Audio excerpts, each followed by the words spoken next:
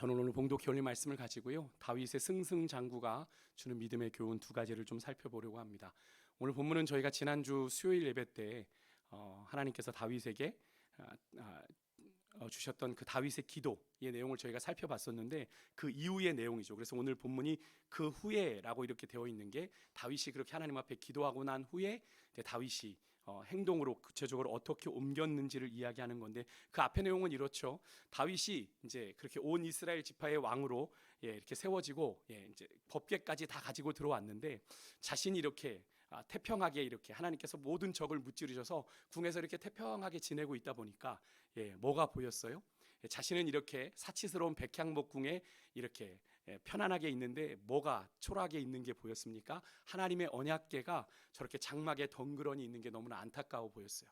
그래서 그것을 보고 나단 선지자를 불러서 내가 저 하나님의 궤를 모실 만한 하나님의 성전을 좀 지었으면 좋겠다 하는 그런 마음을 은연중에 비치게 되는데요, 그런 마음을 하나님께서 보세요. 그런 마음을 받으시고 하나님께서 나단 선지자를 통해서 다윗에게 놀라운 은혜와 복을 약속해 주시죠. 그래서 그 은혜와 복을 나단 선지자를 통해서 다윗이 듣고 나서 또 다윗은 가만히 있지 않습니다.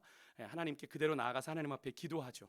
그런 놀라운 약속, 그런 축복을 약속해 주신 하나님의 위대하심, 하나님의 영원하심을 찬양하고, 내가 여기까지 이른 것 하나님의 은혜였음을 고백하고, 또 하나님이 주신 그 약속의 말씀대로 내게 이루어지기를 원합니다 간구하고, 하나님의 그 돌보심과 도우심이 내게 영원하기를 소망하는 간구를 드리게 돼요.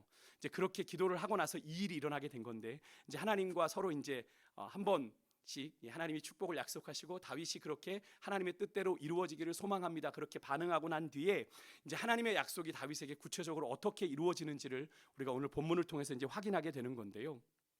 다윗은 그렇게 하나님의 약속을 받고 나서 이제 주변의 나라들과 전쟁을 수행하기 시작합니다.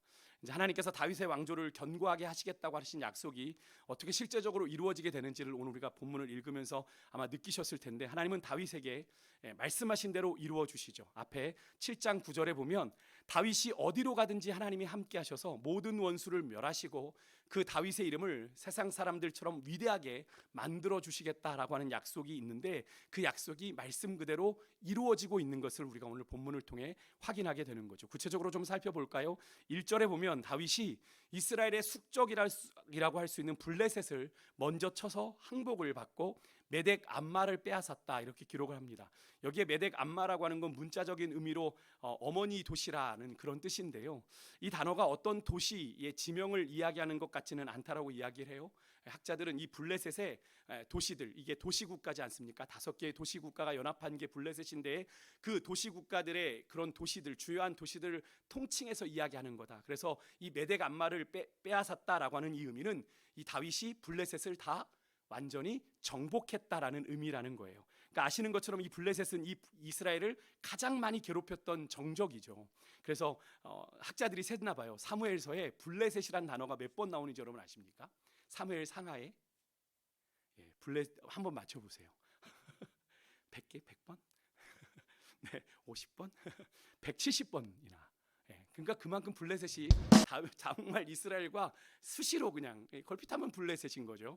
그래서 이 블레셋이, 그런 숙적 블레셋을 다윗이 완벽하게 다윗의 때에 제압하고 이스라엘에게 종속시켰다는 거죠. 그래서 블레셋이 이후 남왕국 유다의 왕 히스기야 시대까지 다시는 블레셋이라는 이름이 언급이 되지가 않습니다. 그때까지 블레셋이 잠잠하게 있을 정도로 철저하게 다윗에게 이 블레셋이란 나라가 제압을 당하게 된 거죠. 2절에 보면 다윗은 한때 사울에게 쫓기던 시절에 다윗의 가족과 다윗이 신세를 졌던 이 증조모인 룻의 고향 모압을 정복하게 되는데, 좀 살기가 돋습니다. 모압의 포로들 중에는 2줄 길이의 사람은 죽이고 1줄 길이의 사람들은 살려가지고 이 모압 족속을 다윗에게 조공을 바치는 종으로 삼았어요. 또 3절과 4절에 보면 이제 북쪽에 소바왕 르홉의 아들 하닷 에셀과 전쟁을 벌이는데, 그 결과로 다윗은 이 하닷 에셀에게서 마병 1700명, 보병 2만 명을 사로잡고 또 병거는 100대만 남기고 나머지 병거의 말은 그 발의 힘줄을 끊었다라고 기록을 하는데, 그 당시에 여러분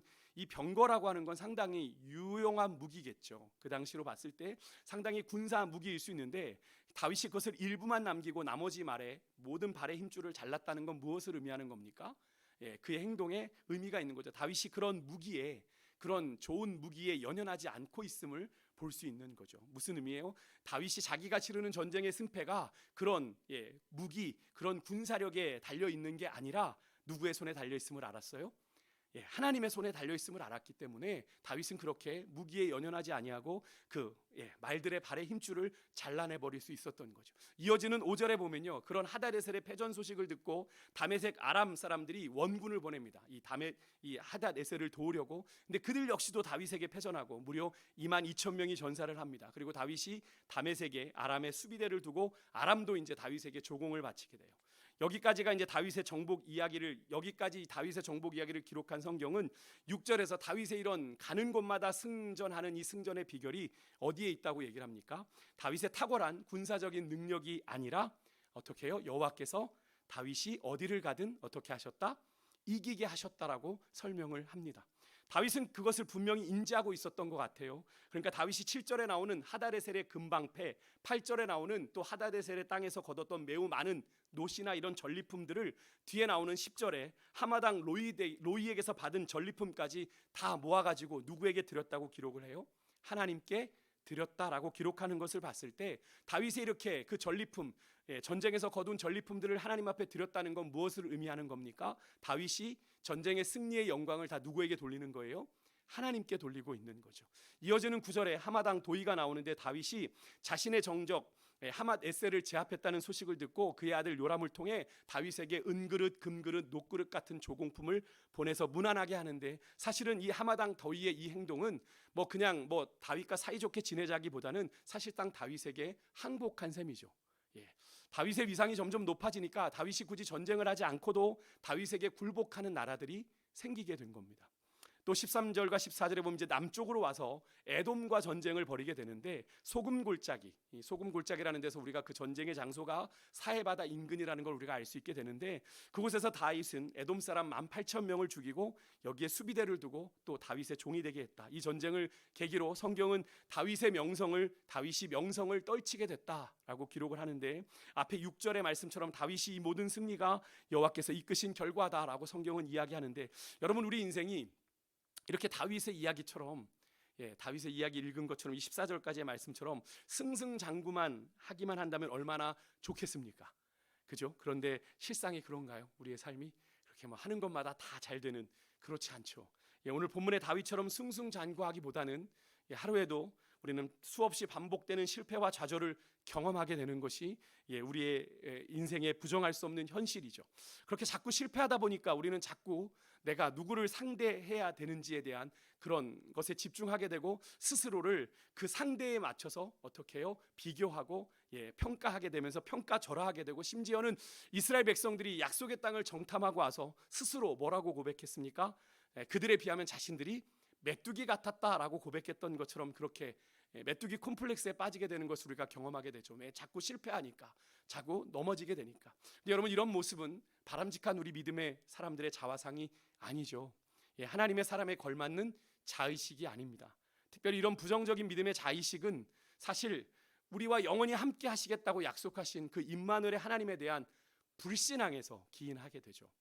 하나님이 나와 함께 하심을 우리가 온전히 믿지 못하니까 그저 우리 눈에 뭐가 보이는 거예요? 나의 부족함만, 나의 연약함만, 나의 무능력만 도드라져 보이게 되는 거죠. 그러니까 어디서도 소망을, 어디서도 기대할 수가 없는 겁니다. 그러니 그렇게 무너진 삶에 어떤 긍정적인 기대와 소망이 생기겠어요? 내 안에 지금도 살아계셔서 나의 어떤 부족함이나 연약함에도 충분히 우리의 삶에 역사하실 수 있는 전능하신 주님을 기대하지도 믿지도 못하니까 그런 인생에 어떤 기대와 소망도 품을 수가 없게 되는 거죠. 혹시 오늘 이 밤 여러분과 제가 그런 부정적인 믿음의 자의식을 가지고 오늘 이 자리에 나와 계신 분 혹시 없으십니까? 자꾸 실패하다 보니까 나에겐 소망이 없어 라고 생각하는 그런 마음으로, 좀 패잔병 같은 그런 마음으로 어렵사리 이 자리에 나오신 분들 혹시 안 계십니까? 오늘 그렇게 무너지고 혹시 삶에서 실패한 모습으로 나온 여러분과 저를 향해 주님이 이렇게 말씀하십니다. 그렇게 무너지고 실패한 듯 보이는 너의 인생에 누가 함께하고 있는지를 기억하라고 말씀하십니다. 여러분의 인생에 누가 함께하고 계세요? 내가 나를 봐도 소망 하나 없어 보이는 그런 인생에 여러분, 우리 주님이 함께 하시겠다고 말씀하고 계십니다. 어떤 기대와 소망도 품을 수 없어 보이는 그런 우리 인생을 통해 하나님께서는 당신의 거룩한 뜻을 이루시겠다고 말씀하고 계세요. 여러분 믿으십니까? 오늘 이 밤 그런 주님의 부르심에 응답하시지 않으시겠어요? 여러분, 오늘 우리가 흥분하며 나누었던, 정말 읽을 때마다 막 가슴이 뛰죠. 다윗의 승승장구, 가는 데마다 이기니 뭐 말할 것도 없는 그 다윗의 승승장구, 이 원인이 어디에 있습니까? 다윗의 탁월한 군사력이요? 다윗의 그런 지도력이요? 아닙니다. 성경은 우리에게 분명히 이야기하고 있어요. 6절과 14절에 거듭 여호와께서 다윗이 어디로 가든지 어떻게 하셨다? 이기게 하시니라. 할렐루야. 여러분 믿으십니까? 여러분, 근데 이렇게 우리가 이런 말씀을 읽으면 아예 하나님이 함께 하시니까 뻔한 거지. 근데 여러분, 이게 너무 뻔한 결론 같으십니까? 그래서 별로 감흥이 없으세요? 아, 다윗이니까 그렇지라고 생각하세요. 근데 여러분, 제가 이 말씀을 준비하다 그런 질문이 생겼어요. 근데 왜 우리는 이 뻔한 인생을 왜 우리는 못 누리고 사는 걸까요? 이게 다윗만의 전유물이에요? 다윗만에게 주시는 하나님의 은혜예요? 아니죠. 하나님을 의지하는 자에게 동일하게 주시는 하나님의 은혜지 않습니까? 우리에게도 일어날 수 있는 뻔한 결론이지 않습니까? 그런데 왜 우리는 그것을 못 누리고 살아요? 우리가 하나님을 그렇게 믿지 못하니까, 우리의 불신앙 때문인 거잖아요. 우리의 불신앙 때문이, 하나님을 의지하지 않으니까. 바라기는 여러분, 오늘 패배와 실패에 너무나도 익숙해진 우리의 인생을 여러분 승승장구하는 인생으로 바꾸실 수 있는 그 주님께 여러분 우리 인생의 모든 소망을 두고 나아가는 거룩한 하나님의 백성들 되시기를 주 여러분으로 축복합니다. 그러려면 주님의 약속을 믿고 나아가야 돼요. 내가 뭔가를 하려고 하기보단 주님이 내게 무엇을 원하시는지를 묻고 좀 더디 가더라도 그 믿음의 발걸음을 조금씩 내딛어 나아갈 때 하나님은 이루시는 거죠. 여러분, 다윗이 여기까지 오기까지 얼마나 많은 시간들을 여러분 보냈습니까? 우리가 그냥 다윗이 누리는 이 승승장구함만 놓고 보면 야, 다윗이니까 이랬겠지라고 얘기하지만, 여러분, 다윗이 여기까지 이르기까지, 여러분, 우리가 지난번에도 말씀드렸죠. 몇 년이라고 했어요? 22년. 그죠? 이 온 이스라엘의 왕이 될 때까지 그 22년의 시간 동안 다윗이 얼마나 고생스러운 시간들을 보내왔는지를 한번 떠올려 보십시오. 여러분 같았으면 그 시간을 다 감내하고 오늘이 있었다면 여러분 그렇게 감사하시겠어요? 아닐 겁니다. 아마 우리 같았으면 아마 다 도중에 나 못해요 하나님 포기했을지 모르겠어요. 하지만 다윗은 그 22년의 그 인고의 시간 속에서도 그는 끝까지 무엇을 놓지 않았습니까? 하나님의 신실한 약속을 놓지 않았고 믿음으로 버텼고 오늘 이 역사를 경험하게 되었던 거잖아요. 여러분, 정말로 저는 우리의 인생에, 여러분 우리 인생을 그냥 내놓고 보면, 인간적으로 보면 어떤 소망도 어떤 기대도 없지요. 하루에도 결심해놓고 반나절도 지나지 않아 무너지는 제 자신을 보면서 요즘에 제가 요즘에 조금 제 삶의 패턴을 좀 바꿔보려고 많이 노력을 하는데 잘 안 돼요. 그래서 제 스스로가 저를 막 이렇게 막 혼을 냅니다. 넌 역시 안 돼. 막 이렇게, 박 목사, 넌 역시 안 돼. 이거 봐, 이게 뭐야? 이러면서 무슨 성도들한테 무슨 설교를 하고 무슨 이야기를 할 거야? 너부터 잘해. 뭐 이런 이야기들을 이제 제가 제 스스로에게 막 하게 되는데요. 제 모습을 보면 어떤 기대도 어떤 소망도 생기지 않습니다. 그런데 이 말씀을 준비하면서 깨달았어요. 내가 몽당 옆일 같아도 내가 다 어떤 것도 할 수 없는, 그냥 그저 일어설 수 있는 밖에 없는, 걸어갈 수밖에 없는 그런 존재라고 하더라도 하나님은 내가 순종하면 하나님은 나를 통해서 어떤 일이라도 이루실 수 있다라는 사실을 다시 한번 깨닫게 해주셨어요. 여러분 믿으십니까? 하나님은 그렇게 역사하실 수 있는 분이에요. 여러분, 다윗을 그렇게 22년 동안 훈련하셔서 이스라엘의 왕으로 삼으시고 오늘 이 승승장구하기까지 다윗에게는 그 22년의 시간들이 결코 녹록지 않은 시간들이었습니다. 하지만 그 시간들을 버티고 견뎌냈을 때 하나님께서 오늘의 이 놀라운 은혜를 경험하게 하셨다라는 것, 여러분 우리가 하나님을 향하여 믿음이 어디로 향해 있는지 여러분 다시 한번 좀 돌아보는 그런 은혜가 있기를 소망하고요. 한 가지 더 오늘 본문을 통해 좀 살펴볼 것은, 다윗이 오늘 거둔 이 승리의 영광을 누구에게 돌렸습니까? 하나님께 돌렸습니다. 저는 이 장면을 묵상하면서 이런 경우들을 떠올려 보게 돼요. 이것이 당연한 것 아닌가? 다윗이니까 이 정도 승리를 주면 저렇게 당연히 해야 되는 것 아닌가? 여러분 그렇게 생각하지만, 여러분 우리 인생에, 여러분 우리가 어떤 기도 제목을 응답받았을 때, 아주 오래 기도하던 기도의 제목을 응답받았을 때나 또 하나님의 역사하심, 하나님의 일하심을 경험했을 때, 여러분 그것에 대해서 우리가 감사하는 마음을 갖다가도 어느덧 우리 마음에 스멀스멀 올라오는 게 뭐예요? 내가 그래도 좀 이렇게 했으니까 이렇게 얻게 된 거지, 역시 내가 잘했어, 이렇게 생각하는 그런 마음들 많이 있지 않습니까? 승승장구하는 그의, 여러분 다윗의 오늘 본문에서 승승장구하는 그의 거침없는 행보의 증거물인 많은 전리품, 조공품들을 이 다윗이 하나님께 기꺼이 봉헌하여 드리면서 승리의 영광을 하나님께 돌려드렸는데, 여러분 다윗의 입장에서는 충분히 이것이 내 능력이고 내 지도력이고 내 공로인 양 치부할 수 있었는데도 다윗은 그렇게 하지 않고 끝까지 하나님을 향한 믿음의 중심이 흔들리지 아니하고 끝까지 그에게 베푸신 하나님의 은혜를 기억했다는 거잖아요.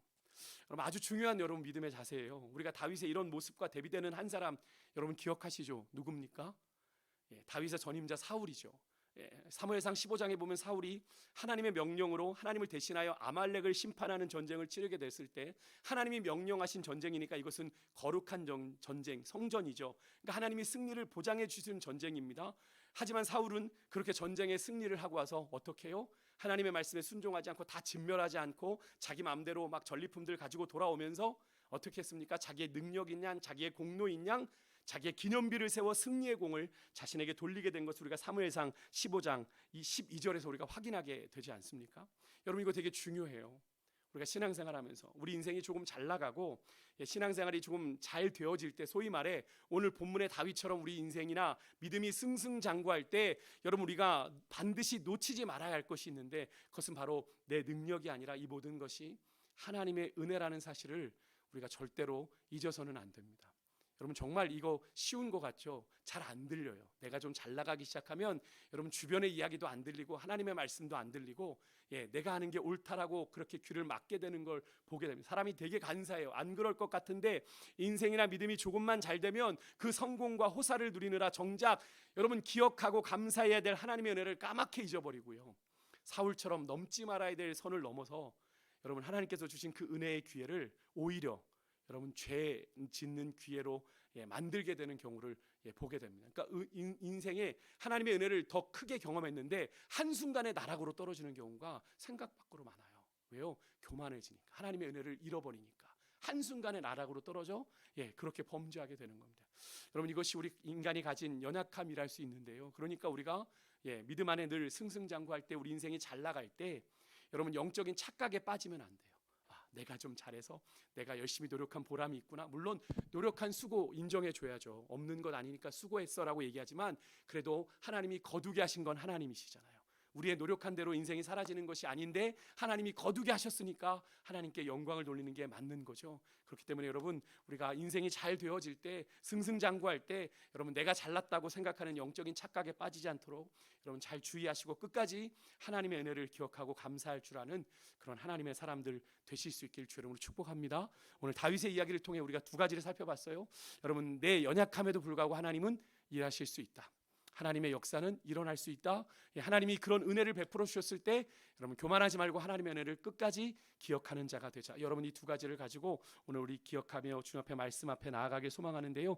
우리가 같이 이 찬양을 통해서 우리의 마음을 하나님 앞에 좀 드리며 나아갔으면 좋겠습니다. 하나님은 우리의 피난처가 되시며 환난 중에 우리의 힘과 도움이시라. 우리 함께 찬양하겠습니다.